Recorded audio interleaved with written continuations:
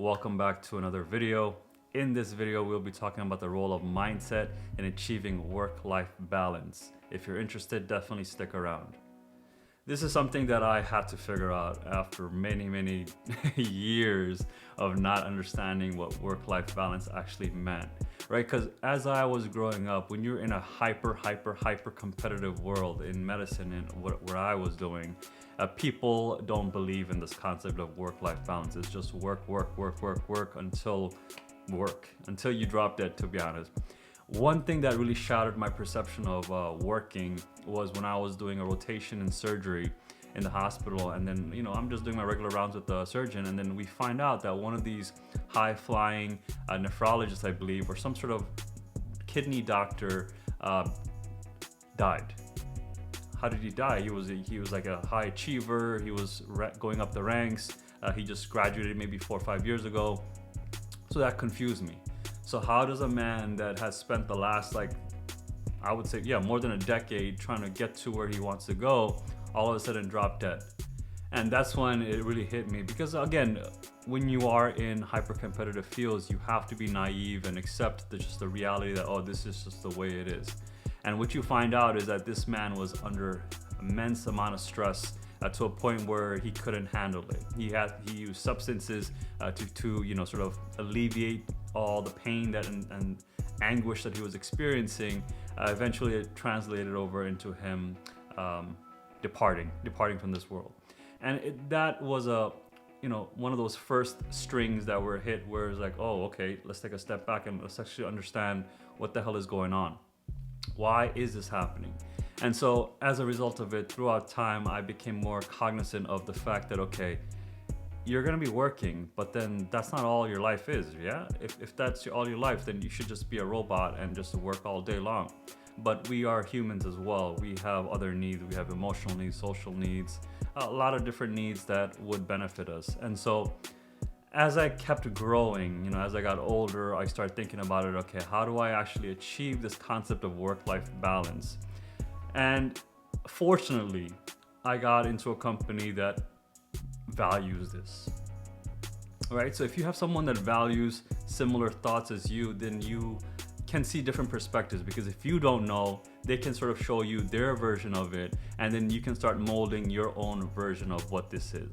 And so I've had the opportunity to be a wellness consultant now. One of my ways of being balanced, let's put it that way, is that I want to have time within my day to just unwind, to unzip, to debrief, right? And that's what I do. And normally what I do on Tuesdays is just go ahead and do a wellness session where we do a little bit of movement, and then we do a little bit of breath work, and then we call it a day, and then we go back to whatever we were doing. This is great because this is a pattern interrupt during the time that normally I will be working, but it helps me decompress and understand, okay, how can I realign my energies to what actually needs to be done versus me being stressed out about what has to be done. It has been phenomenal, guys. Understanding what your work-life balance looks like is very vital. But the thing is, you won't just know right away. Maybe you do know right away. Maybe you just meditate, maybe you do a little bit of breath work, maybe do a little bit of stretching, yoga, drink a beverage, whatever your work-life balance is, we got to figure it out. And make sure you are selfish with that work-life balance. No one can take it away from you. You need it.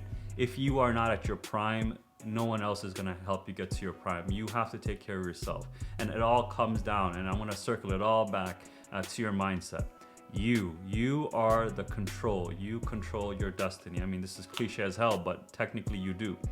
Every step that you take, you have to act on it. Irrespective of someone else controlled you or forced you to do it, you're still taking it. And as a result of you taking it, you're essentially casting a vote saying, hey, you're this type of person. And so having that idea in your mind, those thoughts that's running through your head, those 60,000 thoughts that are running through your head during the day, you control each one of those thoughts. Yes, you might be programmed by your social media, by the internet, by the people around you, all good, but you have to realize that you control that. You control what gets inside of you. And so as a result of that, having positive thoughts, compounds with your work-life balance as well, because if you have satisfaction in something in your life that brings you peace and tranquility or equanimity, then you realize that you will progress to where you want to go. Your work-life balance will help you achieve whatever. Every time I come into work now, I'm excited.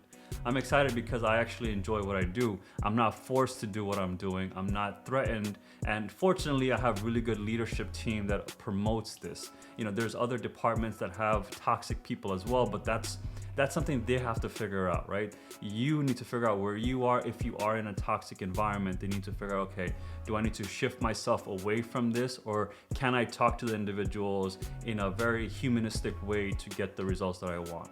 Once you figure that out, then that's gonna be the reality of your situation. You know, sometimes it's just best to move because, again, they're not valuing you for what you are. If they can't appreciate the work-life balance aspect of it, then we know for a fact they don't have it. And as a result, they grew up with a toxic reality and they're just perpetuating it. And that's what happens when we think of generational trauma. That's what's happening with these people because they grew up like this. Not worth it, individuals. Not worth it at all.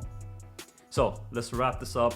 How do we leverage our mindset to have a work-life balance? Well, it all starts in the mind. The thoughts you have become actions. Those actions become your behavioral patterns. So if you're always having stressful thoughts, you're gonna take stressful actions. As a result, you're gonna have stressful behaviors. And then of course, vice versa, and then it's gonna go into habits. You're gonna build stressful habits, and those habits will become your personality. You'll just become that type of person. And then that's part of your lifestyle, and then technically you can pass that on to your children, and then their children, etc., and then they're gonna have to cope for it in the future. So if you want them to pay the price of your trauma, be my guest, but I don't personally want to. I would recommend actually spending some time to figure out who the hell you are, and then figure out what the next step should look like. Talk to someone that you care about, or find someone that are in a similar boat as you, because when you're in the same situation, it's easier to relate. But again, don't go down that negative pathway where you both become Debbie Downers, and then you know what I'm talking about. So at the end of the day, understand that work-life balance is super important. If you want to enjoy what you do, at the same time live your life, definitely worth it to spend a little bit of time understanding what your mindset is like, reset it, recalibrate it, whatever you have to do to re-energize yourself, to have the best version of yourself. Cool. With that being said, guys, hopefully you liked the video. If you did, go ahead and like this video. If not, dislike the video and let me know why you disliked in the comments so we can improve upon it in future videos. Same time, go ahead and subscribe. This is gonna let me know that you actually like my stuff, and then that way I can create more and more for you guys to actually consume and grow from it, of course.